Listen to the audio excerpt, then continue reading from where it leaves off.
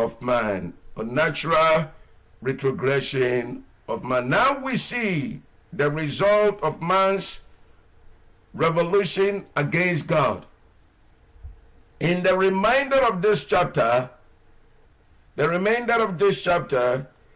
it says 3 times that God gave them up. That is a serious business. God gave them up. Look at the mercy of the Lord. Look at the grace of God. Look at the compassionate nature of God. And in all these things, look at even after we have received Jesus Christ, what we do in our secret places. And in all this, God calls us his children. And to the extent that we would do something for God to give us up, it's serious business. What does it mean God gives you up? When God gives you up means that there is nothing in this world that will draw you for an attention or an attraction unto him. If you cry, he just put his hand in the ear.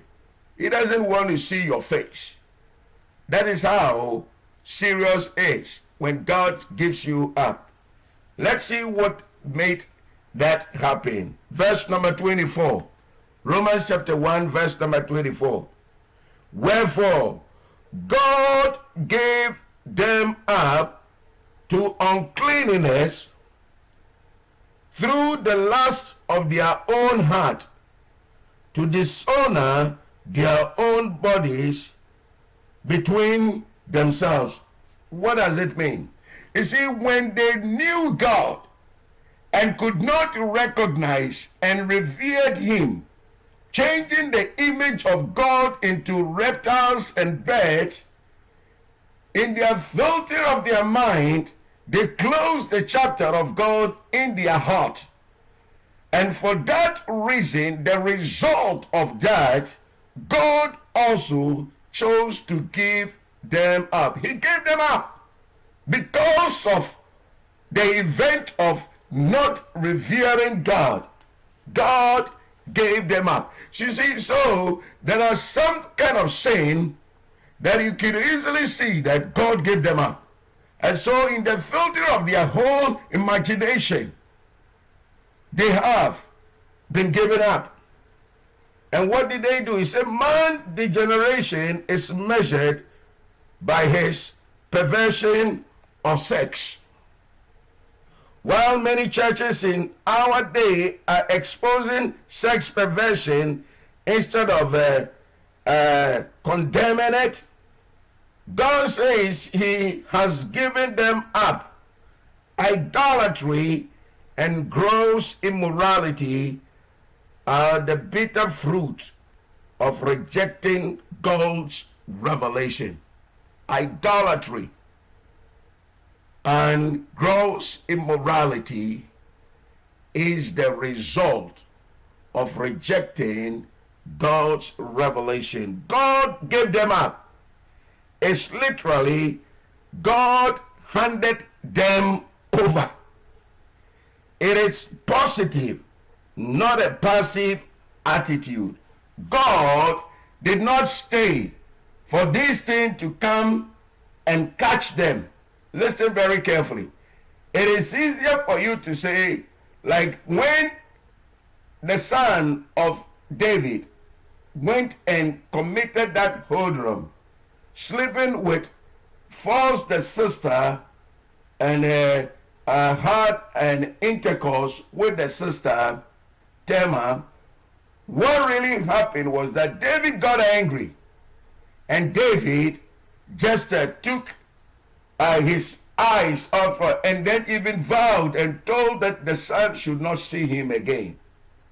So anything that could have catch the boy was just eminent. But you see, this is not what God did. God became the producer.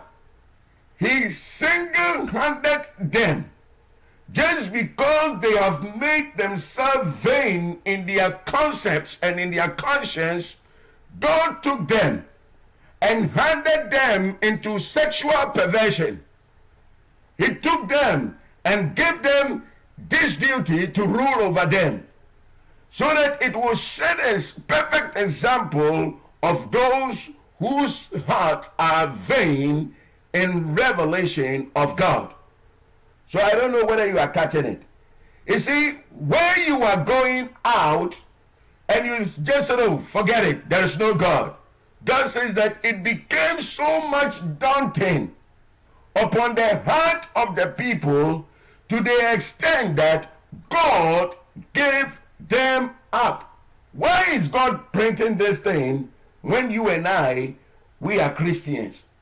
He is printing this thing for us to know that it is a very dangerous for a woman, a man, parents to accept anybody for your daughter or for your son when they have nothing of revelation of God.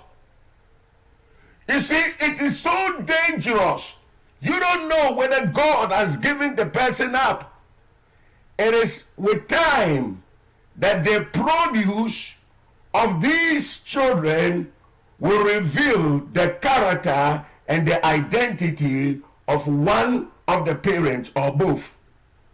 So when God gave them up, maybe you don't know that the man that you have married has even developed the interest of becoming a homosexual. Or whether the woman that you are going to marry has also developed the desire to have this kind of lesbianism in their spirit. They will hide, but God said that I will never let them hide.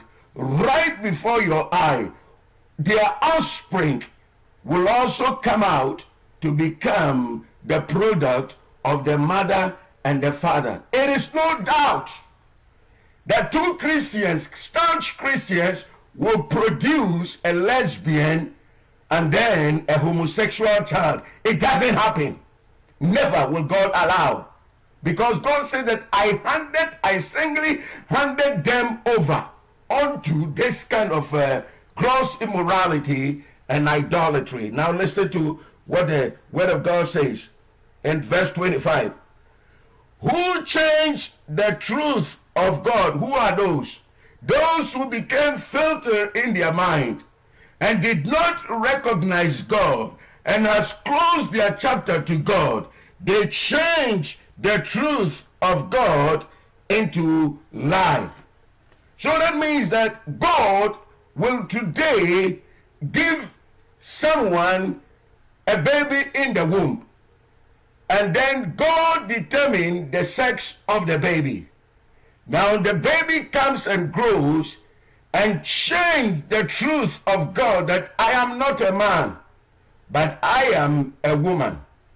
And that is transgender over here, telling that this is what I was made like. From beginning of my days, I have always desired to be a woman. I have always desired to be a man. Transgender.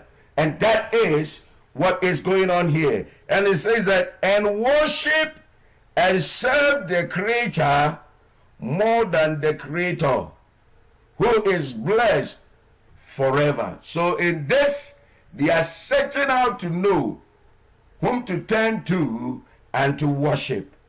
Now listen, who will exchange the true God for the lie.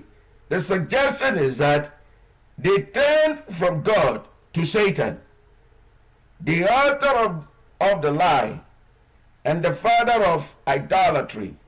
This is idolatry which led the lowest depth of moral degradation. Verse number 25 and 26. For this cause, when you hear this thing, then you know that it is like those working arithmetic. When you write the 3 points, one on the top and the two on the desk, say, therefore, for this point, it is equal to, for this point, for this cause, God gave them up unto vile affections, vile affections. For even their women did change their natural use into that which is against nature. So now the women, God, today we're going to be a little bit explosive. It's not good this morning to talk about sexual and intercourse when we are just in the middle of a whole day that we wanted to shine our mind and get down to the word of God, but it's good to explain it. It said that for that reason, God gave them up, and therefore what you will see is that the women left their natural. The natural means that a man must engage with a woman if it is called marriage.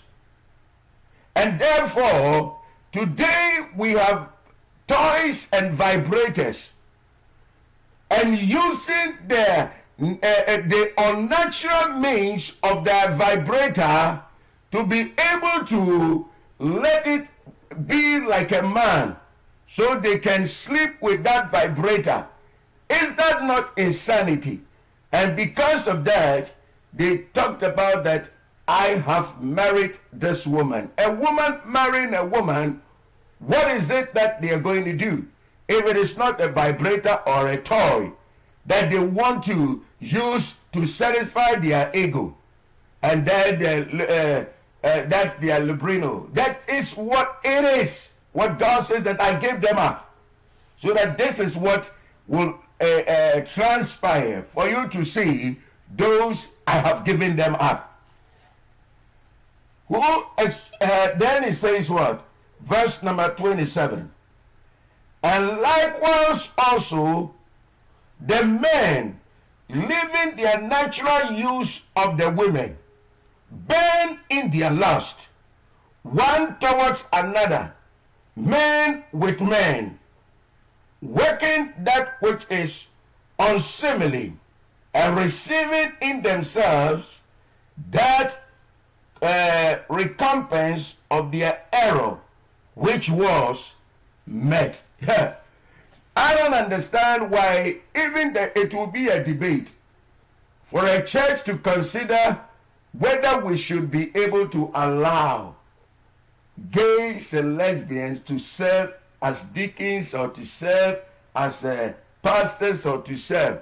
Look, if you hear that Pastor Ike has had a little affection for a boy, a man, and I come back to the light and say, forgive me, there is some burning desire inside me, and I lust even for a man.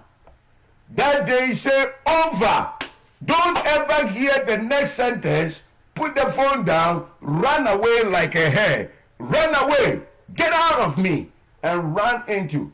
That's how you have to treat if a pastor comes in your congregation.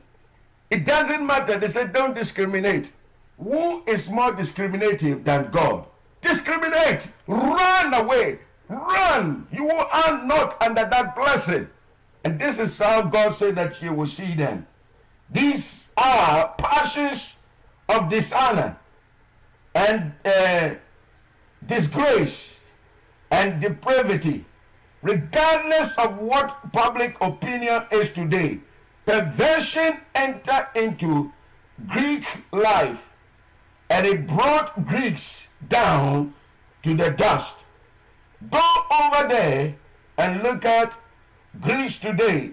The glory has passed away. Why? These were their sin.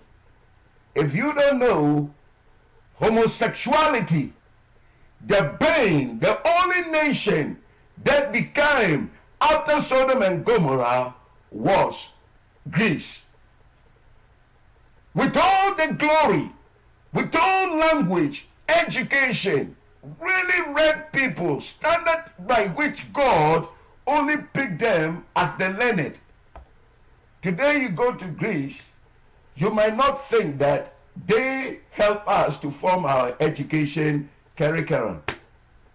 You will never know that there have been Aristotle and Plato and Socrates and all others philosophers that have all been known in this history of the world. Those, they have to invent formulas, Archimedes, and invent all kind of great things that today we can sit here and even watch the satellite and can watch someone in Ghana as live as well because there is a satellite. Someone have to calculate and put a satellite there. All these kind of principles on these educated people. You go to Greece today, there is nothing to write home about. I live in Germany and I know what I'm talking about. Greece are almost like beggars in Europe. Even though it's an European nation, they are like beggars until even their economical crunched. They have never revised ever since that God gave them up. And for that reason, they entered into different places and now they began to engage in homosexuality throughout the world. They scattered all the world, and any place that you will find homosexuals sitting so strong, it is an introduction of the Greek people over there. God gave them up, and therefore today there is nothing to write home about. Verse 28. And even as they did not like to retain God in their knowledge, God gave them over to reprobate mind to do these things which are not convenient.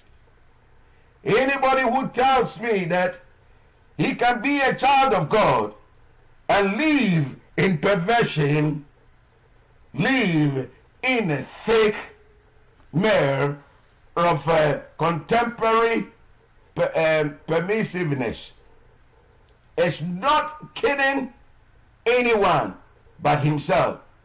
Sometimes I just see, we are also Christians like you. Do you think that that's the only sin that God condemns? Even if it is sin, don't you also, as a married people, sometimes pervert and go for somebody's wife or go for somebody's daughter or go for somebody's husband? Is that also not a sin? And I say that anybody having a wife and have another mistress knows that he is sinning. Anybody who has not married and sleeping with a man knows that he or she is sinning. But those who are in this pervert generation, having lesbianism and all this culture around blindness, transgender and homosexual, knows that God created them so. And therefore, they never accept it as sin. They have changed the truth unto lie. The next 3 verses list a frightful brood of sins, which follows man's rebellion against sin. Let's see the next 3 verses. Here it is. Being filled with all unrighteousness, fornication, wickedness, covetousness, maliciousness, full of envy, murder, debate, deceit, malignity, and whispers, backbiters, haters of God, despiteful, proud boasters, inventors of evil things, disobedient to parents, without understanding, covenant breakers, without natural affection, implacable, and then unmerciful. These are loaded. These are the result that comes up. Some people cannot stop wickedness. Some people cannot run away from fornication. Some people have in their heart always the contempt of what? Covetousness, maliciousness, full of envy, and also murder, and then debate, deceit, and then whisperers and malignity, backbiters, haters of God, despite of them being proud and boasters. In my kind of resolution that I have really looked into some other practices, I've come out to see that the condition that we find certain streets, certain nation lying waste, it is something that really brings me into studying the root of that nation or city. When you go to Cairo, not even in Kolkata, not only in Peking, but also some part of the United States, how much longer will God tolerate it? And in the impatient and be impatient with us. He has judged great nations in the past who have gone in this direction. Nations that we can never even think of. Why did Israel occupy the place of Israel? People think that homosexual and lesbianism, it is something that is rooted on only today, so we have to give their movement. It was rooted in the people living in the Canaan, the land called Canaan, which is now the Palestinian land. That was the land of the Palestine. They were occupying in this, and God gave them and told them that go and uproot, and because that stench is too much, and I'm terminating and removing them. Israel, go and live on this land. It's not because you are good, but I want you to exterminate them and let them all live. It is that land, Palestinian, that is now, which was holding the key to a nation that was so great that God really condemned them for that knowledge. Now let's see the verse 32, and we rest our case over in the chapter 1. Who knowing the judgment of God, that they which commit such things are worthy of death, and not only do the same, but have pleasure in them that do them. Man has a revelation from God, but the frailty and the flounce, and he flaunts it by defying the judgment of God against such things. He continues to practice them and applauds and approves those who do the same.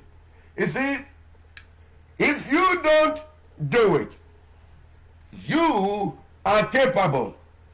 And your mind is that I will never be a lesbian, I will never be a gay. And therefore, you say that this is my daughter. This is where my daughter has chosen. I have no thing, but I have to support my daughter. Because if your daughter is not good, will you throw your daughter away? And therefore you use the natural instinct just to justify that it's my own loins that is coming. So if my daughter is now going to have a wedding for a gay or a lesbian practice and invites me, I don't have an option. I don't discriminate.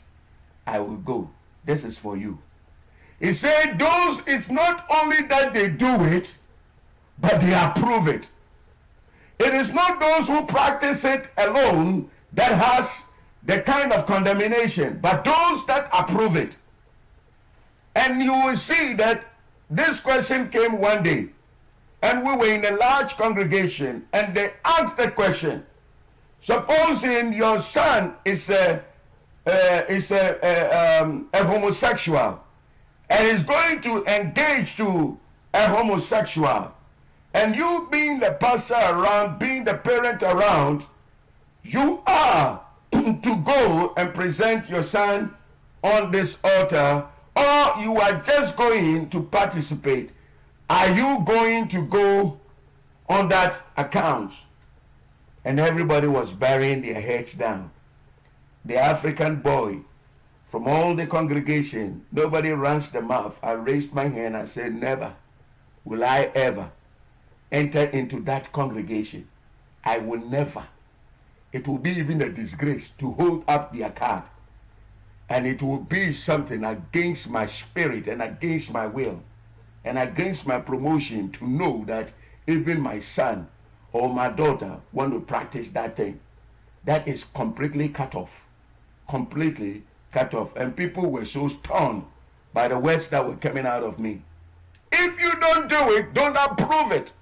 Those who approve it, one day, President Obama and his people will answer this question. You don't do it. You have a wife. And you want your children also to marry and to have husbands. And you went out and you approved. Therefore, you just paint red and yellow and blue and green. And you have caused all kind of mischief in the world. You will answer this thing. If you don't answer, then God is not God. If you do it, you will answer God one day. I wanted to warn you.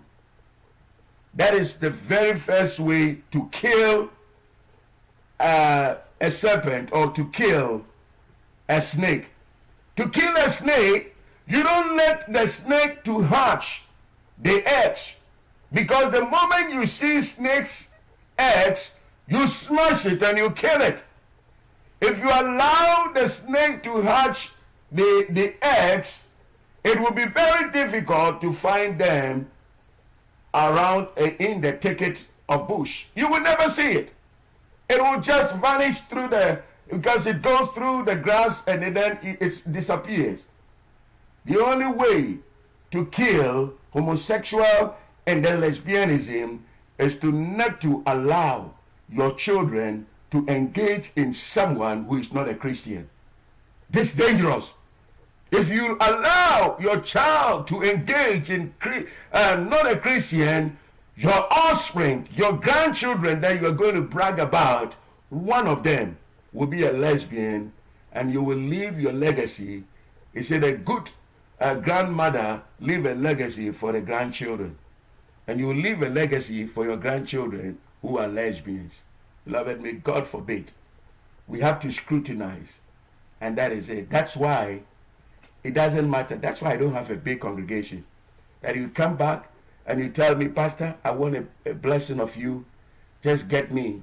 And if I look at the two of you, one is not a Christian, I will never even bless you and hold your hand and then conduct that wedding. God will hold me responsible. And that I don't want to be part of it. May God bless us. And may God engineer us so that we will carefully plan. Even though we are parents, we will know exactly what to expect of our children when they are engaging. Put your mouth in where your money will be. Because if they get wedded, you are going to pay something. You will by all means add your coin onto it. And if they are not, and they say that is what they are going, I will just go and stand there as an observer. And I will never participate in that wedding. As people are just clapping and applauding, oh, your son is getting married, I'll be sad in my heart. And that's how I will make you feel it, that I came to the wedding with a protest heart. May God help us. Even in Jesus' name.